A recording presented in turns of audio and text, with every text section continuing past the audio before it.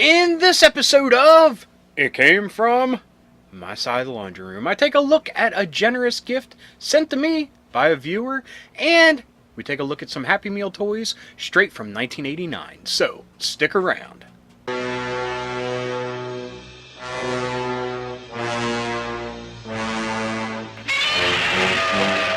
Hello and welcome back to It Came From My Side of the Laundry Room. My name's Rob, and in this week's episode, I want to go over some awesome viewer mail that I got, and we're going to take a look at some Happy Meal toys. But first off, I don't know if you can tell, a little bit of a color difference going on. I've been working around the laundry room, and that's why there wasn't an episode last week, and I'm still plugging away at it. There's a lot of junk down here. Good junk. I mean that in a good way. Good junk. But I have a lot of stuff down here, so it takes a lot of time to reorganize and try to display some new pieces here and there. As you can see over here, some of them are Christmas gifts that I got. But anyway, let's kick things off with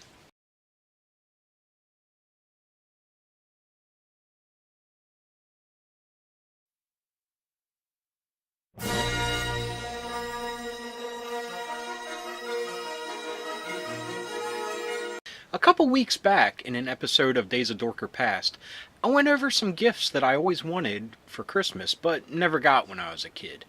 And if you remember, this was one thing that I talked about. I wanted him so bad. Believe me, I could make a list of just all the people in Jabba's palace that I didn't get, that I wanted so bad. And I don't know why. I don't think it was that expensive. But for some reason, Santa just never felt the need to bring that magic of Return of the Jedi home to me. What's a man to do? I can't get a Jabba. Run! Go! Get to the Jabba. Ugh. After that episode aired, a viewer named Jason got in contact with me. Now Jason, I'll leave his last name out of this, just because I'm weird like that. Internet, scary place. But anyway, Jason got in contact with me, and he was always, and always has been, a great commenter on the videos. But he said he may have something for me. So without further ado, let me show you.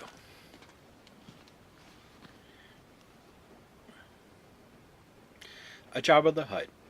Something I've always wanted ever since I was a kid and Return of the Jedi came out.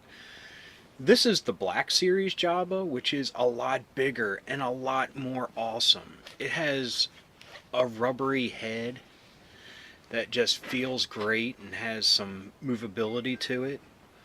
This is a hard plastic and very well textured. And a neat feature that it has, that he moves his mouth when you move his arm.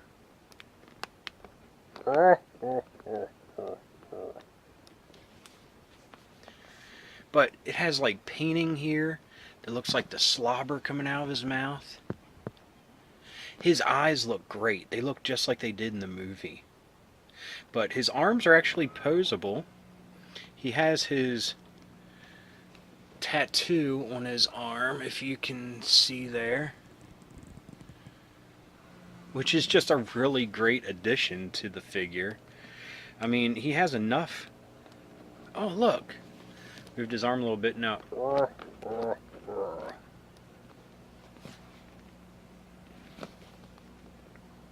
Grandfather.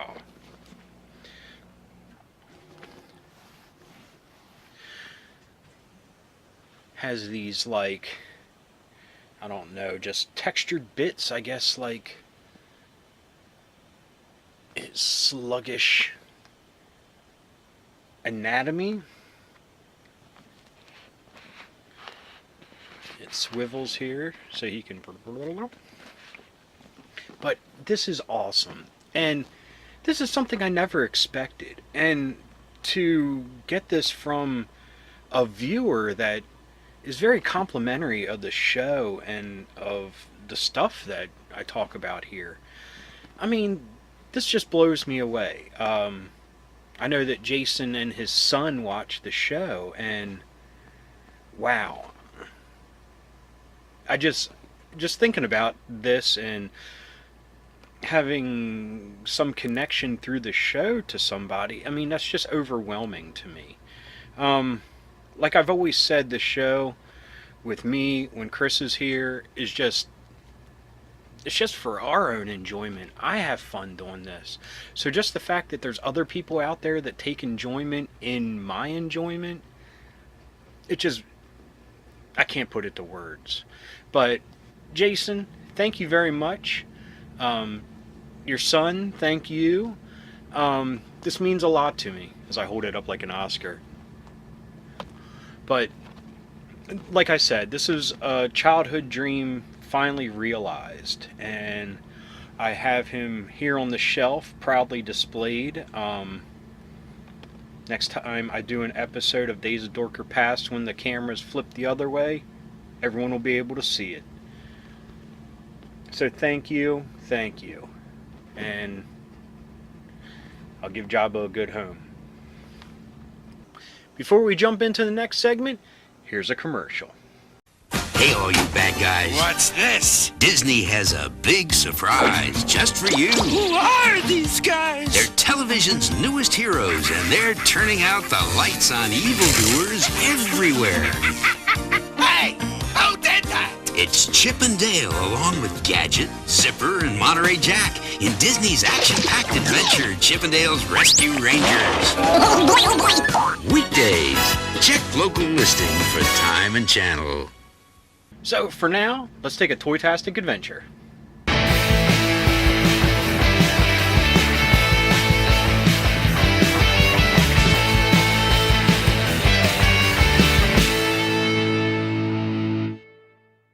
A while ago, I lucked into finding a whole bunch of Happy Meal toys still in their packaging for a very cheap price. Now, one complete set that I just had to get was the Rescue Rangers. First released in 1989, I'll go through these and open them in the order that they were released from McDonald's. Number one was Chip. Got some pieces here. Let's see what all this is. And directions.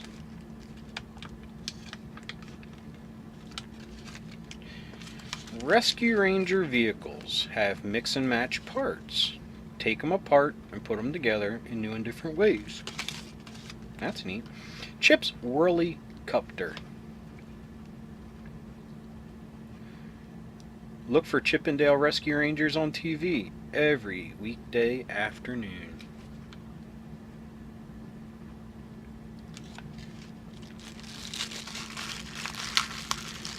I loved Chip and Dale's Rescue Rangers. I've always been a fan of Chip and Dale, and it's amazing that they found a new way to package them, if you will. Who would have thought that they would have, the little pranksters and merrymakers that they were, would become action heroes. Now, here's Chip in his Whirly Copter.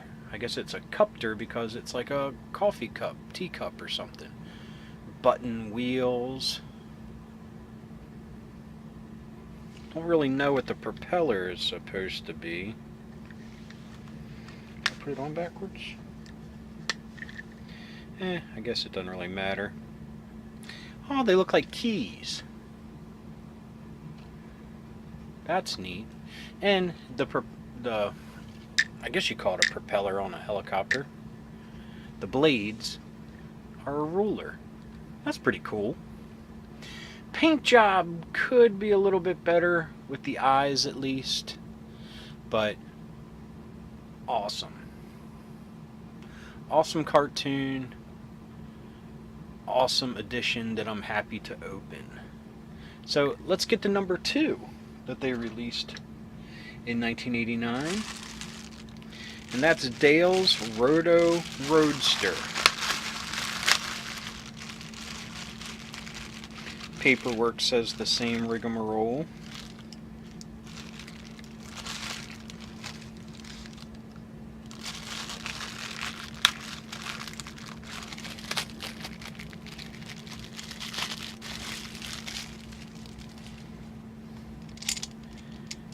I see some neat stuff right off the bat.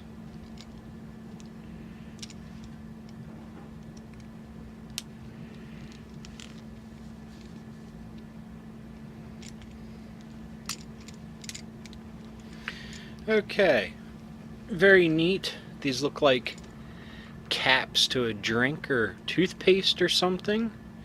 A thimble, which this moves, with a screw going in the top. Dale looks a lot better painted than Chip was. His eyes at least look clear. And you have this bit of pipe and elbows with with brushes at the end, with a propeller here on the back that is made up of spoons, it looks like. Bolts here for the wheels. But I just love this. I've always had affinity, if you will, for little things that use us big people's stuff for their own use, like the Littles. I loved all the inventions that they had, that they pilfered or borrowed, because they were kind of a ripoff of the borrowers, of stuff of ours that they find and how they use it and make inventions of it of their own. But like I said, Dale is a lot better painted than Chip is. He's got a funny little smirk on his face, if you can see, that just kind of fits the character to a T. Even has his Hawaiian shirt painted down in there, if you can see. But very cool. Speaking of inventions, number 3 that was released, put this stuff here, was Gadget. And she is driving, what do they call this thing? Gadget's Rescue Racer. Right out the package. Look at that. A spatula.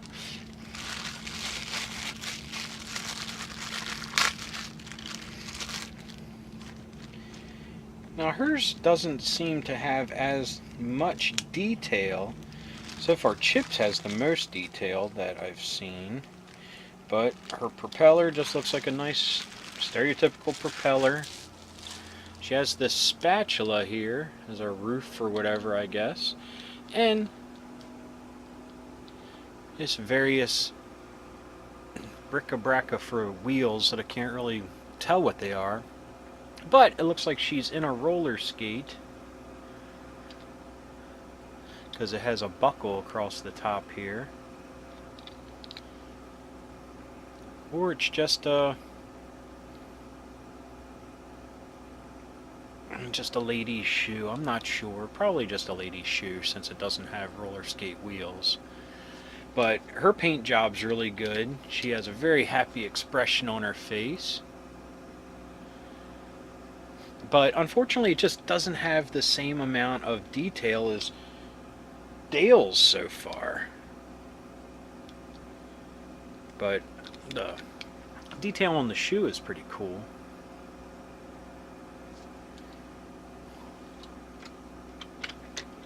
And the 4th to be released, Monterey Jack.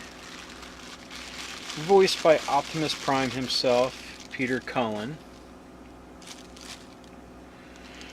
Monterey Jack, I assume, is probably the fan favorite, since he was the rough and tumble guy of the group, the strong arm.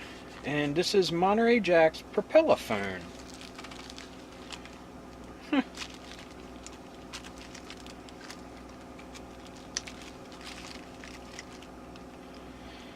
here we go. We have detail again. As you can see, we have a black and a red checker piece for a wheel, screws for the back wheels. I don't know, you call those beaters, whisks, whatever you call them, they're the blades. And he has forks here for his propeller. His paint job is great. His expression is spot on from the cartoon. And they did a great job on him. Like I said, I think he probably was the fan favorite for kids. I know he was my favorite, because he was like the one that got in there and mixed it up, wasn't afraid of anything. Had a very, very horrible cheese addiction though. But great figure. These are great Happy Meal toys. Happy Meal toys fail to disappoint. It's very rare nowadays when I get one for the kids that I'm just not happy with. They're usually very awesome, well-made toys.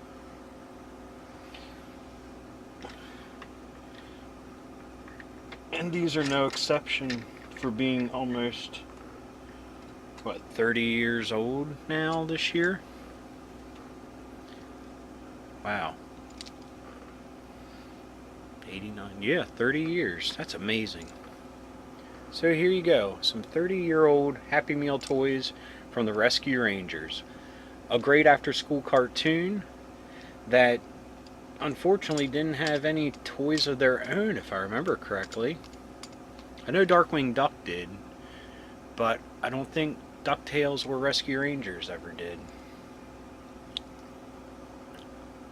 I know Pop, or Funko, is making Disney Afternoon figures, and they have Chip and Dale. Probably the other ones too by now.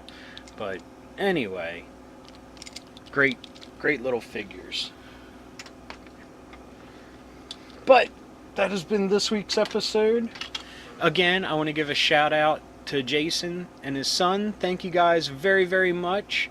Like I said, Jabba will be displayed proudly here in the laundry room, and you helped me live out a childhood dream. So thank you very much. Until next time, my name's Rob, and this has been It Came From My Side of the Laundry Room. Keep being rad, stay dorky, and we'll see you next time.